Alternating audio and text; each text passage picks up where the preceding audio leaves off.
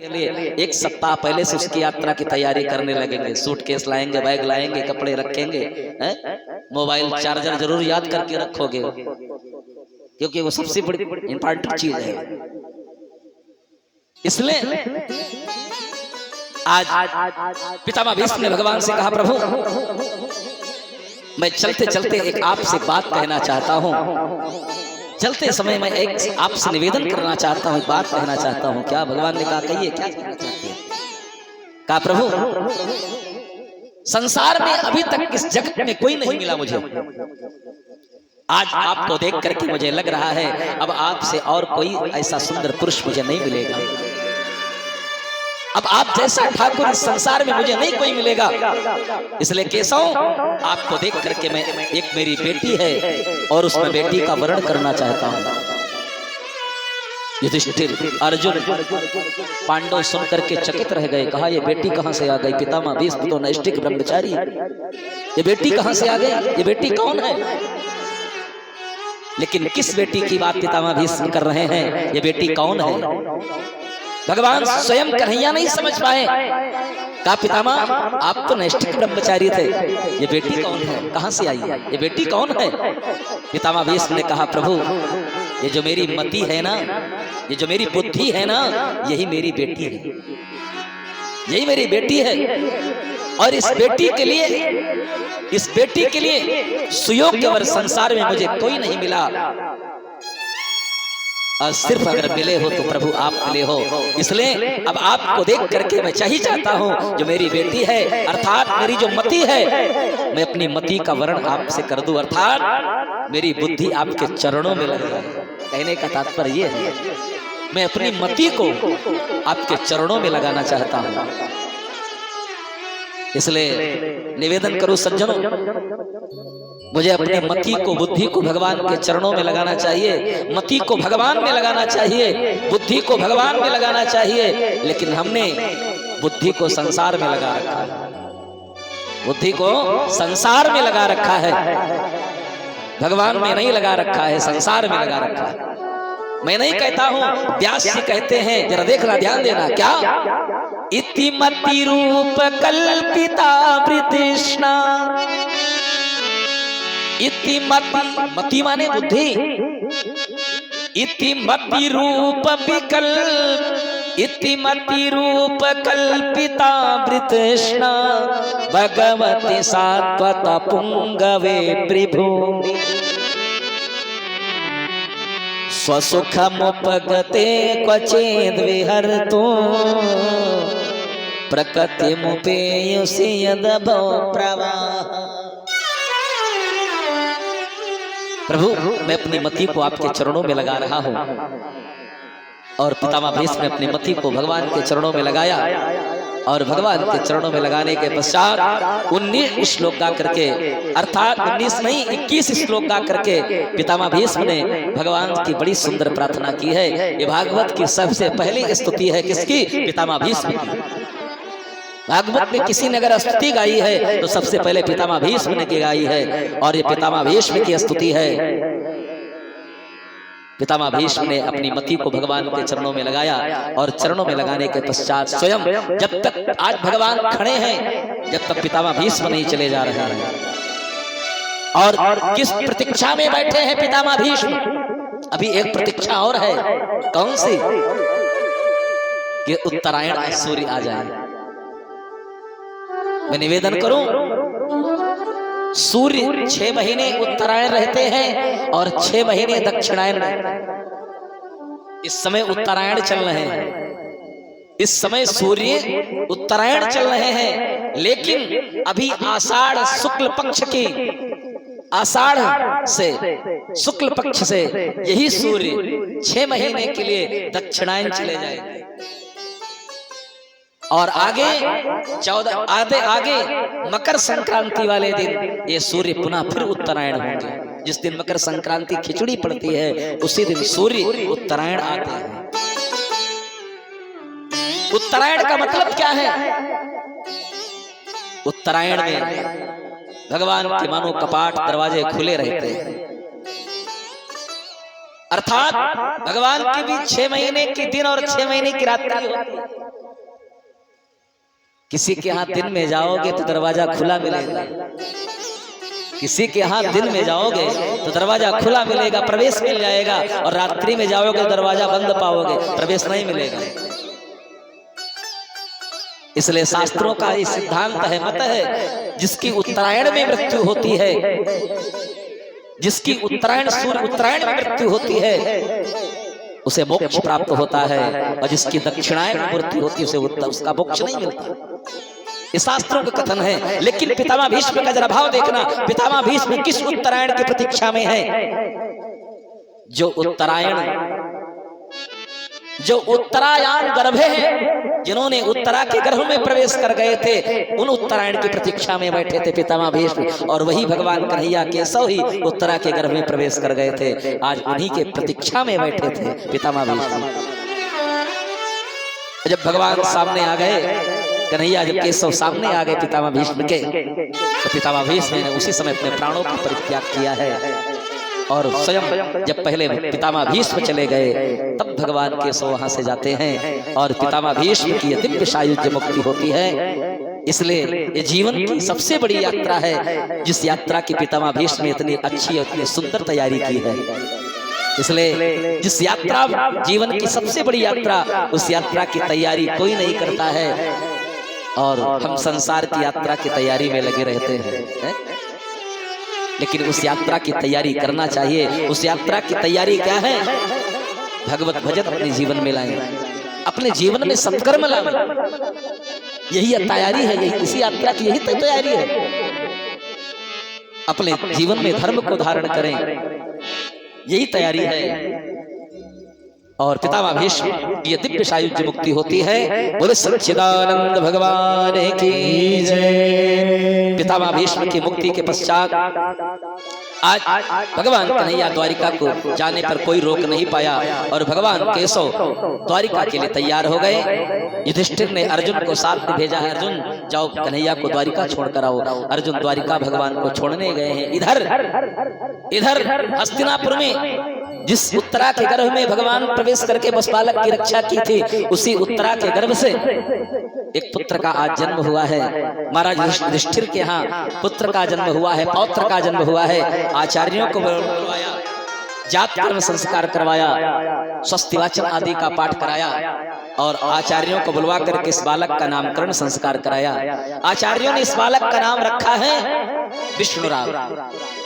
क्या नाम रखा? विष्णुराग। लेकिन ये बालक जिसकी गोदी में जाता है, उसी की गोदी में देखता है, तो मैंने माँ के गर्भ में 4 हाथ वालों को देखा है। यहाँ तो सब 2 ही हाथ वाले हैं, यहाँ तो सब 2 हाथ वाले हैं, 4 हाथ वाला कहाँ है?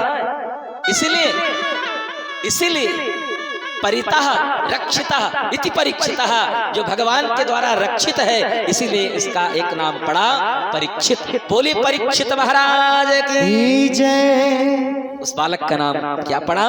परीक्षित पड़ा। इधर कई महीने हो गए, अर्जुन अभी द्वारिका से वापस नहीं आए हैं। पितामह भीष्म को बड़ी चिंता सता रही है, युधिष्ठिर को बड़ी चिंता सता रही है कि आखिर अर्जुन क्यों वापस नहीं आए। इधर 7 महीने बाद अर्जुन द्वारिका से वापस जब आए हैं हस्तिनापुर में, तो अर्जुन के आते ही हस्तिनापुर का महल फीका पड़ गया, अर्थात अंधेरा छा गया। जो दिव्य प्रकाश था, जो इस मुखमंडल में दिव्य तेज था, वो सारा तेज अर्जुन का नष्ट हो गया। युधिष्ठिर ने देखा, कहा अर्जुन आखिर इस तरह से उदास क्यों है? अर्जुन क्या तुमने किसी ब्राह्मण या संत का अपमान किया है जो तुम तेज विहीन हो गए? अर्जुन क्या तुमने किसी संत ब्राह्मण का अपमान किया? क्या तुमने किसी ब्राह्मण और संत को बिना भोजन कराए पहले ही खा लिया जो तुम तेज विहीन हो चुके हो? अर्थात या कोई पर स्त्री गमन करके आए हो? तुम्हारा मुख का तेज कहाँ चला गया अर्जुन? अर्जुन ने कहा भैया मैं भगवान को द्वारिका छोड़ने के लिए गया, लेकिन भगवान द्वारिका से परमधाम को चले गए हैं, अपनी संपूर्ण लीला करके परमधाम को चले गए। प्रभु भैया भगवान ने मुझे कहा था कि अर्जुन जब तुम द्वारिका से जाना तो मेरी पत्नियों को साथ लेते जाना। मैं भगवान की पत्नियों को लेकर के द्वारिका से चला तो रास्ते में भिल्ल लोग मिल गए और उन्होंने भगवान की पत्नियों को लूट लिया। मैं देखता रह गया, मैं कुछ नहीं कर पाया। क्यों? मैं शक्ति विहीन हो गया। क्यों? पुरुष बली नहीं होता है, समय होत बलवान, भिल्लन लूटी गोपिका, वही अर्जुन वही बाण। आज समय के चक्र से अर्जुन शक्ति विहीन हो गए हैं और भिल्ल लोग भगवान की पत्नियों को लेकर के चले गए। अर्जुन कुछ नहीं कर पाए। युधिष्ठिर ने सुना, कहा मेरे भगवान परमधाम को चले गए तो कहा मुझे भी अब इस पृथ्वी पे अब हस्तिनापुर में नहीं रहना है। और पांडवों भी तुरंत अपने पौत्र परीक्षित को बुलाया है और राज तिलक कर दिया है, सिंहासन पे बिठा दिया। बड़ी छोटी सी अवस्था में, अल्प अवस्था में सत्ता का इतना बड़ा भार दे दिया गया और युधिष्ठिर पांडव चल पड़े, हिमालय आदि की यात्रा के करने के लिए निकल पड़े, हस्तिनापुर को छोड़ करके चले गए। इधर बड़ी छोटी सी अवस्था में परीक्षित को सत्ता का राज्य मिल गया और सत्ता की बड़ी बड़ी जिम्मेदारी मिली है। लेकिन इस जिम्मेदारी को जरा देखिए, परीक्षित जैसा राजा, ऐसा नैतिक राजा कोई नहीं हुआ है। वो महाराज परीक्षित के राज्य शासन काल में सारी प्रजा बड़ी ही संतुष्ट है, प्रजा बड़ी ही प्रसन्न है, सारी प्रजा आनंदित है। एक दिन महाराज परीक्षित ने अपने प्रजा का को देखने के लिए निकले कि देखे मेरी प्रजा मेरे राज्य शासन काल में खुशहाल है कि नहीं, किसी मेरी प्रजा को किसी प्रकार का दुख कष्ट तो नहीं है, संकट तो नहीं है। महाराज परीक्षित जब निकले तो एक अपने राज्य में परीक्षित ने एक कौतुक देखा। क्या देखा? सुखदेव स्वामी कहते हैं राजन, परीक्षित ने आज एक कौतुक देखा है। कौन सा कौतुक देख लिया? आज कौन सा कौतुक महाराज परीक्षित ने देखा है? सुखदेव स्वामी परीक्षित से कहते, सूत जी महाराज कहते हैं राजन,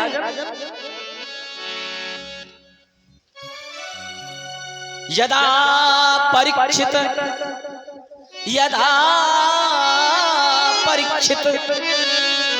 कुरुजांगले वसत कलिम प्रविष्टम निज चक्रवर्तिते निशम्य वार्ता मनिति प्रियां ततः सरासनम संयुग सौंडिराददे। आज परीक्षित में राज्य में एक कौतुक देखा है। क्या कौतुक देखा? एक मनुष्य, काला काला मनुष्य, बैल के 3 पैर तोड़ दिए हैं, वो एक पैर से चल रहा है। बैल, ये बैल क्या है? बैल धर्म का प्रतीक है।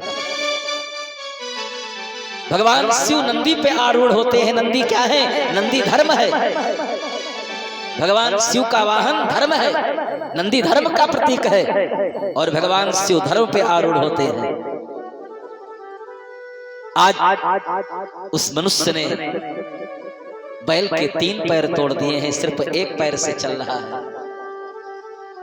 गाय भी विलाप कर रही है, रो रही है। परीक्षित ने देखा, कहा अरे मेरे पूर्वजों ने इनकी रक्षा किया, गाय और बछड़ों का पालन किया, इनकी रक्षा करते थे, और आज उन्हीं के राज्य में ये प्रताड़ित किए जा रहे हैं, ये दंडित किए जा रहे हैं। महाराज परीक्षित ने तुरंत अपने बाण धनुष पे बाण चढ़ाया। कौन है मेरे राज्य में ऐसा ये पुरुष जो ऐसा निंदित कार्य, घिनौना कार्य कर रहा है, निंदित कार्य कर रहा है। परीक्षित ने मारने के लिए अपने धनुष पर बाण तान कर संधान बाण निशाना बनाया। जैसे ही निशाना बनाया परीक्षित को मारने के लिए, सज्जनों, परीक्षित ने देखा, कलियुग उस मनुष्य ने देखा कि बाण मेरे ऊपर चलने वाला है। परीक्षित के चरणों में गिर पड़ा। और जब कोई शरणागति हो जाता है तो क्षत्रियों का धर्म था कि उस पर बाण नहीं, प्रहार नहीं किया जाता, ये क्षत्रियों का धर्म था। शरणागत हो गया और शरणागत व्यक्ति पर फिर प्रहार नहीं किया जाता है। महाराज परीक्षित ने कहा, तुम कौन हो जो मेरे राज्य में ऐसा निंदित कार्य कर रहे हैं?